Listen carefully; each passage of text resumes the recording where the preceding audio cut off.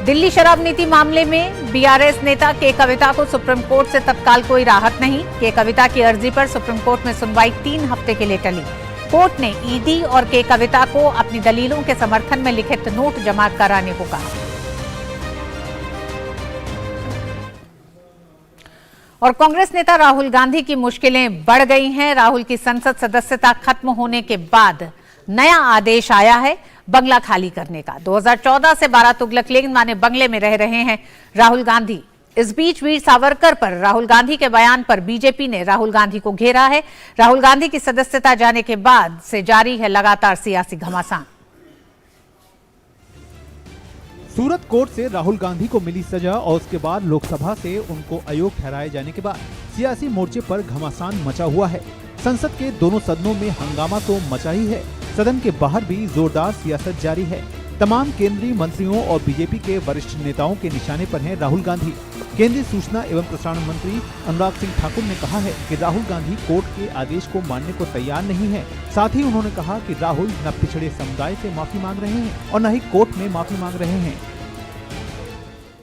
ये आदेश कोर्ट का है, स्पीकर को तो केवल उस पर पुष्टि करनी है। जिस समय आदेश आया उसी समय से उनकी मेंबरशिप चले गई, सदस्यता चले गई। अब ये नौटंकी किसके लिए है? एक व्यक्ति के लिए संसद के सत्र को नहीं चलने देते। राहुल गांधी सावरकर कभी हो नहीं सकते। सावरकर जी कभी 6 महीने विदेश में घूमने फिरने नहीं जाते थे। तमाम और केंद्रीय मंत्रियों और बीजेपी सांसदों ने भी इस मामले पर सियासत करने के लिए राहुल पर निशाना साधा है और कहा है कि सारे प्रकरण को राहुल गांधी को राजनीति के चश्मे से नहीं बल्कि कानून के चश्मे से देखना चाहिए। कांग्रेस पार्टी के सभी स्तर के नेताओं ने जिस तरह से न्यायालय के ऊपर प्रश्न चिन्ह खड़े करते हुए, न्यायपालिका पर प्रश्न चिन्ह खड़े करते हुए, न्यायाधीश की क्षमता पर प्रश्न चिन्ह खड़े करते हुए जिस तरह के अनर्गल बयान किए, ये स्पष्ट हो गया है कि कांग्रेस पार्टी की लीडरशिप और कांग्रेस पार्टी के सभी स्तर के नेता, उनका न संविधान में, न संविधान की संस्थाओं में और न न्यायपालिका में ही किसी तरह का विश्वास बचा है। 2019 में मोदी नाम के सारे सरनेम के बारे में जो गाली दी वो किसने बोला? इसलिए इसका मतलब बोलने की स्वतंत्रता है इस देश में, लेकिन गाली देने की स्वतंत्रता नहीं है। उनको फर्क करना चाहिए, बोलने की स्वतंत्रता में और गाली देने की स्वतंत्रता में उनको फर्क करना चाहिए। वो इसको सारे प्रकरण को राजनीति के चश्मे से देख रहे हैं, जबकि उनको इसको राजनीति के चश्मे से देखना ही नहीं चाहिए, उनको कानून के चश्मे से देखना चाहिए। भी मुद्दा था कि इन्होंने गालियां दी पिछड़े समाज के लोगों को, नरेंद्र मोदी को, उस पर कोर्ट ने इनको सजा दी है। इसका लोकतंत्र से क्या संबंध है? और जो लोकतंत्र की दुहाई दे रहे वो भूल जाते हैं कि इनकी दादी को जब इलाहाबाद हाईकोर्ट ने उनकी सदस्यता समाप्त कर दी थी तो उन्होंने देश में आपातकाल लगाया था, इमरजेंसी लगाई, प्रेस की आज़ादी पर अंकुश लगा दिया। ये जो उनकी सदस्यता है ये कोर्ट ने खत्म की ना। यदि इस देश में संविधान के ऊपर आपको भरोसा नहीं है, यदि आपको न्यायपालिका पर भरोसा नहीं है, पूरी दुनिया न्यायपालिका को मानती है कि भारत की जो न्यायपालिका है वो पूरी ट्रांसपेरेंट है, इसके खिलाफ धरने प्रदर्शन हो रहे हैं, तो आपको नहीं लगता कि इमरजेंसी की याद आती है? वीर सावरकर के बारे में राहुल गांधी के बयानों के खिलाफ भी बीजेपी हमलावर है। महाराष्ट्र बीजेपी सांसदों ने वीर सावरकर पर राहुल गांधी के बयान के खिलाफ संसद में शिवाजी की प्रतिमा के सामने विरोध प्रदर्शन किया। नहीं, राहुल गांधी जी सच कह रहे हैं, वो सावरकर नहीं है। स्वातंत्र वीर सावरकर बनना, ये राहुल गांधी जी की 100 पुश्ते भी कुछ करे मेहनत तो भी नहीं हो सकते, क्योंकि स्वातंत्र वीर सावरकर ने जो यातनाएं अपनी देखी हैं, अंडमान निकोबार में जो उन्होंने जेल में अपनी यातनाएं देखी है, उस देश के लिए किसने इतनी यातनाएं नहीं भोगी हुई है। राहुल गांधी जी के जो गांधी परिवार, नेहरू गांधी परिवार है, वो जेल / पैलेसेस में अपने आप को सालों साल बैठाया हुआ है। तो मुझे लगता है इस पर राहुल गांधी जी सच कह रहे हैं और मैं समर्थन करती हूँ। वो गांधी ही है, वो राजकुमारी है, वो स्वतंत्र वीर दामोदर सावरकर नहीं है।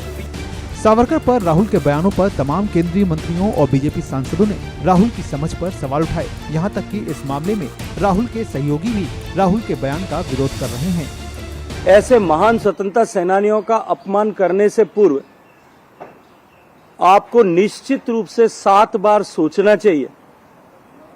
और यदि आपने ये पाप कर भी दिया है तो मैं आग्रह से कहूंगा कि आपको जाकर के इस पाप के प्रायश्चित्त के लिए वहां जाकर के और माफी मांगना चाहिए।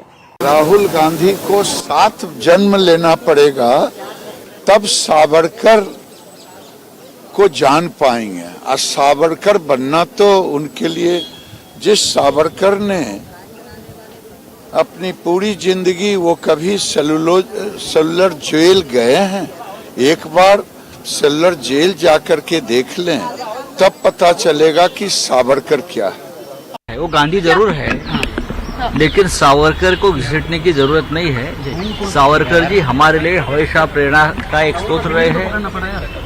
हम जो आज महाराष्ट्र में जो लड़ाई कर रहे हैं, उसकी प्रेरणा छत्रपति शिवाजी महाराज और वीर सावरकर भी है। बीजेपी के ओबीसी सांसदों ने भी संसद में प्रदर्शन किया। उनका कहना है कि राहुल और कांग्रेस की मानसिकता ही ओबीसी विरोधी है। बीजेपी 6 अप्रैल से देश भर में ओबीसी के अपमान पर अभियान चलाने जा रही है। कांग्रेस की मंशा ओबीसी समाज का अपमान करने की है, ये बहुत स्पष्ट रूप से देखने को मिलता है। माफी भी नहीं मांगूंगा, क्योंकि इनकी मानसिकता ही ओबीसी समाज के विरुद्ध रही है, पहले भी थी और आज भी उसका परिचय देश के सामने बार बार देखने को मिलता है। देश के आदरणीय प्रधानमंत्री जी को जाति सूचक अपमान भरे शब्दों से संबोधित करना और उनके नाम से जाति विशेष को और पूरे ओबीसी समुदाय को अपशब्द कह करके अनर्गल भाषा का प्रयोग करके टिप्पणी करना, निश्चित रूप से इसके चलते जिस तरह से देश का पूरा ओबीसी वर्ग आहत हुआ है। ओबीसी मोर्चा भारतीय जनता पार्टी देश भर में एक अभियान चलाना चाहती है कि देश भर में गांव-गांव चलो, घर-घर चलो, इनका पर्दाफाश करो। हमेशा नेहरू से लेकर आज तक ये ओबीसी विरोधी है। हालांकि कांग्रेस आरोपों से इनकार कर रही है। ओबीसी किसान वर्ग का है, वो यहीं पैदा हुआ है, वो यहीं मरेगा, मेहनत से कमाता है, खाता है। ये वो नहीं है जो इधर उधर का काम करता हो। कुल मिलाकर पहले राहुल के विदेश में दिए गए विवादित बयान और अब उनकी अयोग्यता के मसले पर मचा घमासान थमने का नाम नहीं ले रहा है। बीजेपी जहां ओबीसी और सावरकर के अपमान को मुद्दा बना रही है, तो वहीं कांग्रेस लोकतंत्र के अपमान को मुद्दा बना रही है। पार्लियामेंट टीम के साथ bureau report, TD news. Congress Rahul की अयोग्यता पर सरकार पर सवाल उठा रही है, लेकिन ये कानूनी प्रक्रिया है। जन प्रतिनिधित्व कानून 1951 का सेक्शन 8 ये कहता है कि अगर कोई जन प्रतिनिधित्व किसी भी तरह के मामले में दोषी